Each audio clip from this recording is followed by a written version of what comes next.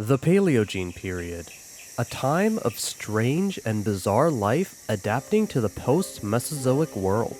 During this period's Eocene epoch, mammals began to explode in diversity. On land, they ranged from tiny shrew-like jumpy lads to large saber-tusked herbivores. And in the oceans, the greatest evolutionary journey was unraveling. Many modern-day mammal clades can trace back their ancestry to this time period, including the largest mammals alive today, the cetaceans. Over the course of millions of years of evolution, cetaceans became the largest animals known to live, and the undisputed kings of the ocean. In this video, we will learn about one of the most unique and iconic extinct whales of the Eocene epoch, Basilosaurus. Enjoy! Within the Basilosaurus genus, there are two species recognized, Basilosaurus isis and Basilosaurus setoides. Basilosaurus setoides represents the type species, and was discovered in Louisiana and described back in 1834. The second species, Basilosaurus isis, is from Egypt, and hails from Wadi al-Hitan, also known as the Valley of the Whales. This species was described in 1904, a full 70 years after the type species. Both Basilosaurus species patrolled the seas from 41 to 34 million years ago.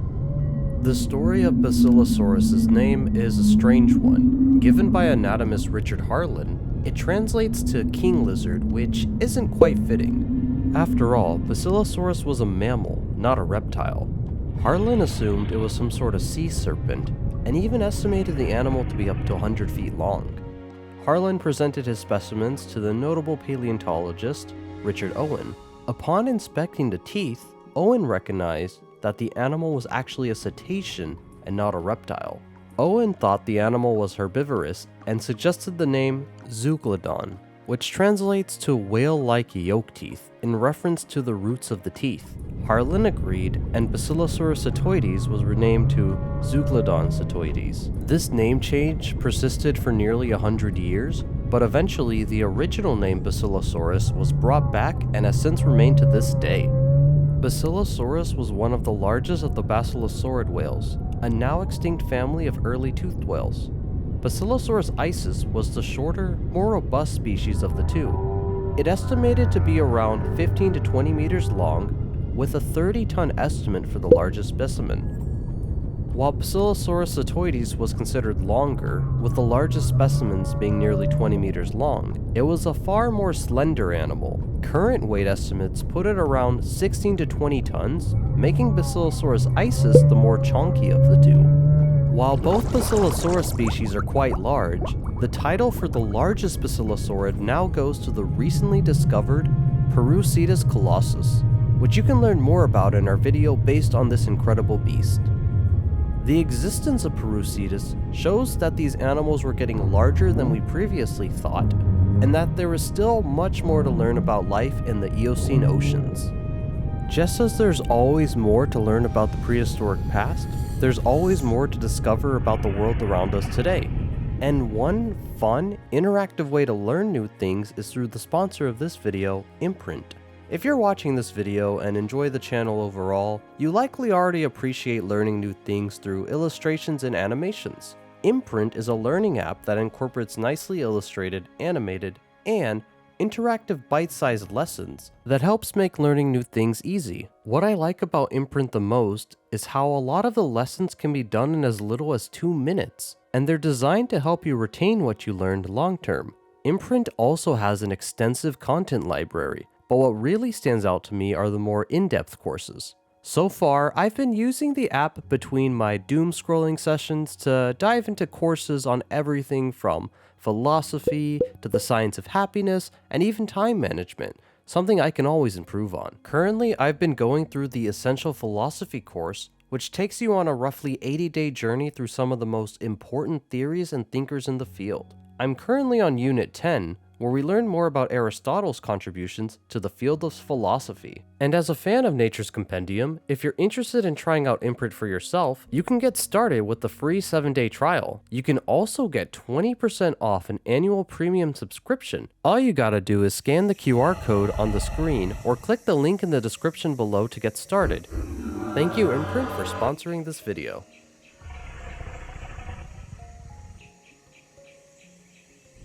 Basilosaurus and other basilosaurids had a variety of primitive features not seen in modern whales. For starters, they still retained vestigial hind limbs visible from the outside. Modern whales have hind limbs as well, but these are now reduced to non-functional bones hidden beneath skin and blubber. For all cetaceans, these hind limbs are a remnant of their terrestrial origins. For Basilosaurus, scientists have suggested that they used their tiny hind limbs during mating behaviors, with a function similar to claspers in sharks. These hind limbs were otherwise not useful for helping the animal swim. Another primitive feature of Basilosaurids are their heterodont dentition, or different teeth types. While modern whales either have baleen or peg-like teeth, Basilosaurus possessed both peg-like teeth at the front of its jaws and blade-like molars near the back. It would have used its front teeth to grab hold of prey, and then use its blade-like molars to cut flesh and process a kill. Now, Basilosaurus definitely put its gnarly teeth to great use, as it had a devastating and bone-breaking bite. One study calculated the bite force at the back of the jaw of Basilosaurus isis to a figure of 20,000 newtons of force. To better put this into perspective, the bite force of a saltwater crocodile is around 16,460 newtons. Saltwater crocodiles have the strongest recorded bite force of modern-day animals. Such a strong bite force was more than enough, as multiple fossils show evidence of Basilosaurus hunting a variety of prey, including a smaller basilosaurid, Dorudon. Remains of Dorudon have been found in the stomachs of some Basilosaurus specimens, as well as its fossils regularly showing signs of Basilosaurus teeth. This suggests that a common predator-prey relationship existed between the two species. Fossil evidence further suggests that Basilosaurus would first capture the small whales using its peg-like front teeth. These animals would work the struggling prey further down their mouth to deliver a fatal bite with its slicing molars. The wear on these molars further supports some level of chewing. This is something modern toothed whales, including orcas, can't do, as they usually tear flesh and swallow it whole. Of course, none of this matters if you can't catch your prey first. Basilosaurus's vertebrae were fluid-filled and buoyant, making the animal incapable of deep diving. This would have made hunting difficult, since Dorudon would have foraged at greater depths than Basilosaurus was able to dive to. Furthermore, Basilosaurus was not capable of sustaining high speeds and couldn't chase after their prey for very long. Basilosaurus likely would have waited to ambush and attack Dorudon coming up to breathe, overpowering them with their large size and formidable teeth. Basilosaurus isis is the most well-studied of the two species, and so is the environment it lived in. The Wadi al-Hitan fossil beds have given us invaluable insights into the warm oceans of the Eocene. Fossil evidence shows that this area was once covered in equatorial, tropical seas dominated by seagrass meadows. These seagrass meadows created rich and abundant habitat for many unique animals, most of which would have been on the menu for Basilosaurus. Pycnodont fish, such as Pycnodus, have been found in its stomach, and these foot-long fish may have only been a light snack for the whale. But, as my wife always tells me, snacks are always worth eating. As mentioned earlier, the main course for Basilosaurus would have been another early whale species, Dorudon. Dorudon were accomplished predators in their own right as well. They measured up to 5 meters or 16 feet long, and had the same teeth structure Basilosaurus did. But these animals were much more agile and able to dive and speedily swim throughout the seas. Dorudon would have taken advantage of food sources the larger apex predators likely couldn't.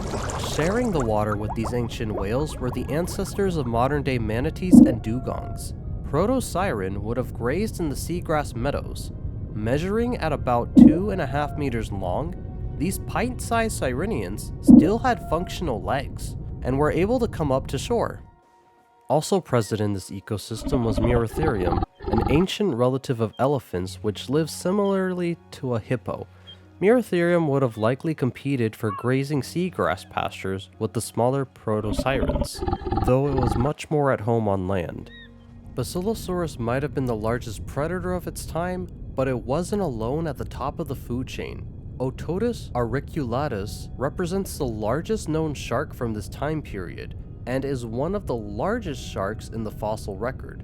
Though it's not as large as its relative Otodus megalodon, The largest specimens of the species are estimated to be nearly 10 meters long. These large sharks would have likely have posed a threat to young and possibly even adult Basilosaurus. After millions of years of being the apex predator in the world's warm oceans, climate change may have been what drove Basilosaurus to extinction. The Eocene-Oligocene extinction event marked a period of relatively swift cooling, initiating the formation of the Antarctic ice sheets.